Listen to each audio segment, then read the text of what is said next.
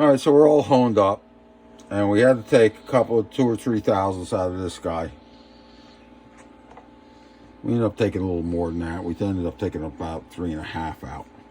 This guy we only had to scratch. Now, because we were taking with the sun, because we were taking out a couple of thousandths. If you notice here, this is very uniform. You might have to back off a little bit. No? Yeah, maybe you need to back off a little bit. Yeah, probably you're right. Oh, there we go. Yeah. All right, this is nice and uniform like the rest of the cylinder. And if I flip it over, I want to get this area so... If I flip it over... I'll hold the camera. You move the cylinder where you like it. How's that? All right, that sounds good. I'll nod my head. When I nod my head... Yep. Huh, whoa, there's wires in these pipes. Doctor's a plumber. Dipsy Diddleitis. Dipsy Diddleitis. Frantic City. Now, this is left over.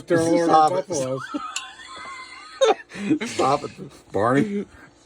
Okay, that's very hard to stop. All right, go ahead. I can't. All right.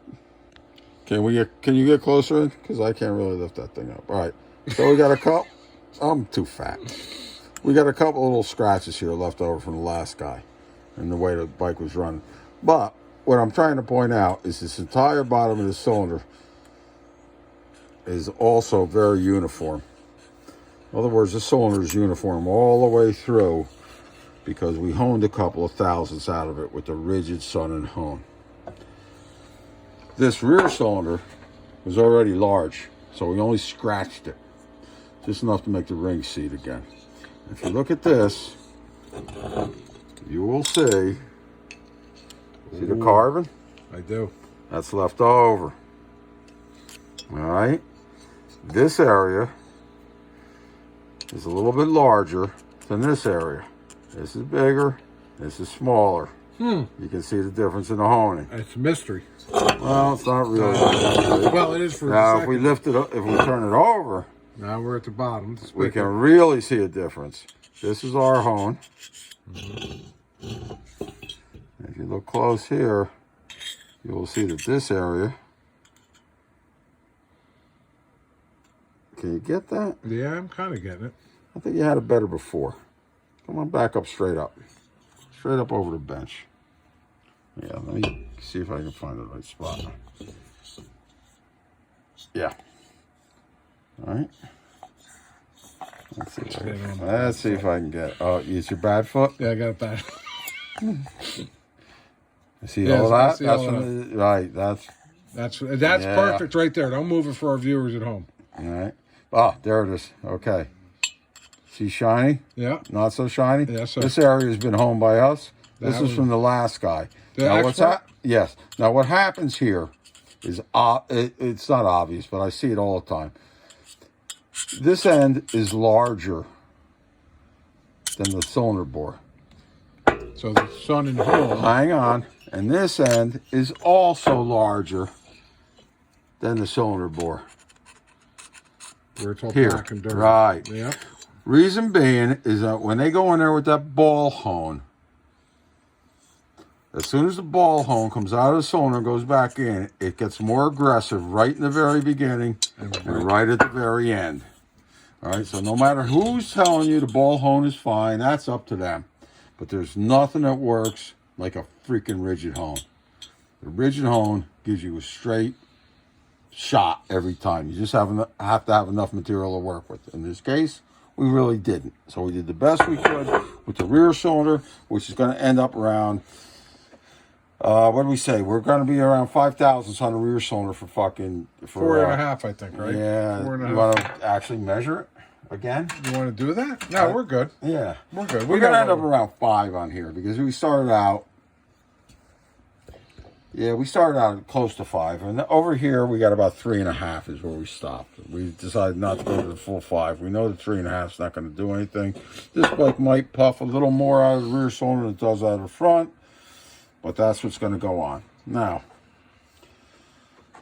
we're going to check the ring gaps. We're going to get the wrist pin clips in. We're going to do all of that happy horse shit. Now we're going to deal with base gaskets. These are the last of the Mohicans of the aftermarket. I bet you these are 10 or 12 thousandths thick.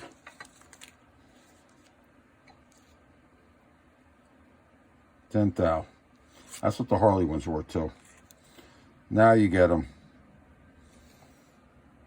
They're like 20. Too thick. Well, what happens with it is when you come over here and you crank those base nuts down on a 20 thousandth gasket.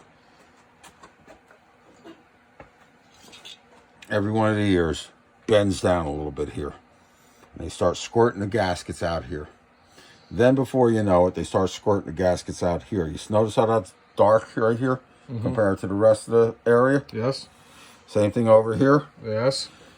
That's because that skinny area tends to move around more.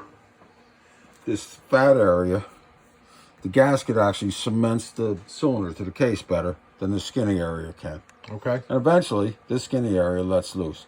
Generally speaking, if you look at bikes with a lot of miles, you will see that the gaskets are destroyed right near the studs.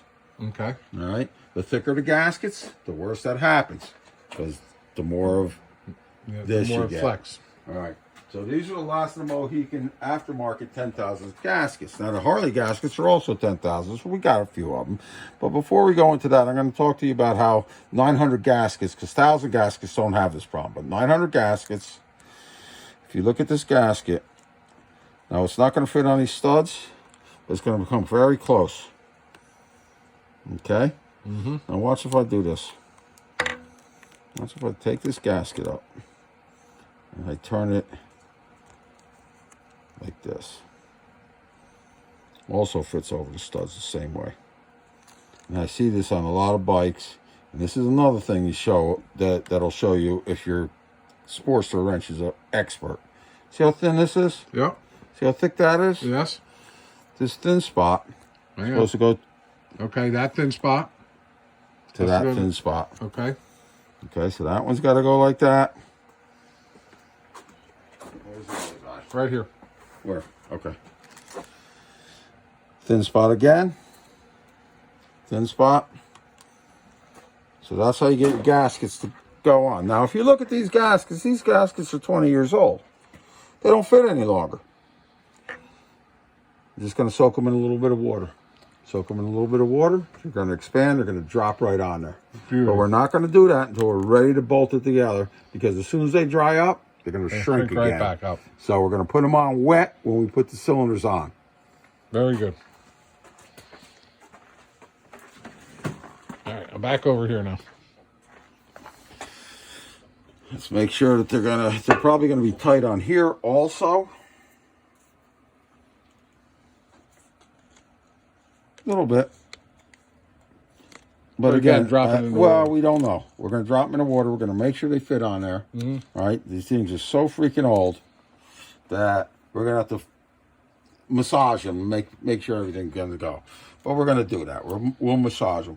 Once we get them on and we got the base nuts snug, they don't have to be tight, because we're gonna probably be moving these cylinders. Yeah, for the manifold alignment. correct.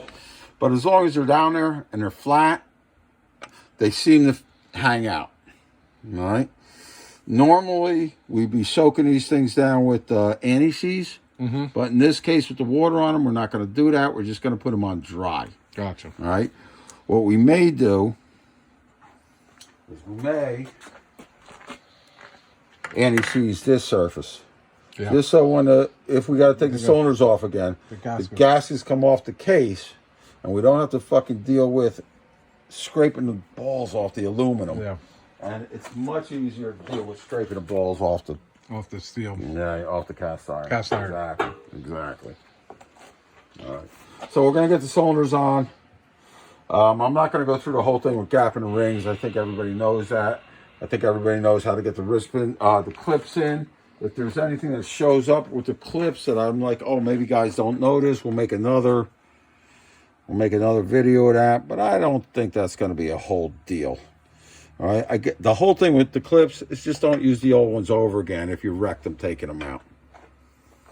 And if you wreck the freaking, even more so, if you wreck the groove taking the old ones out, then you got no choice but to put Teflon buttons in.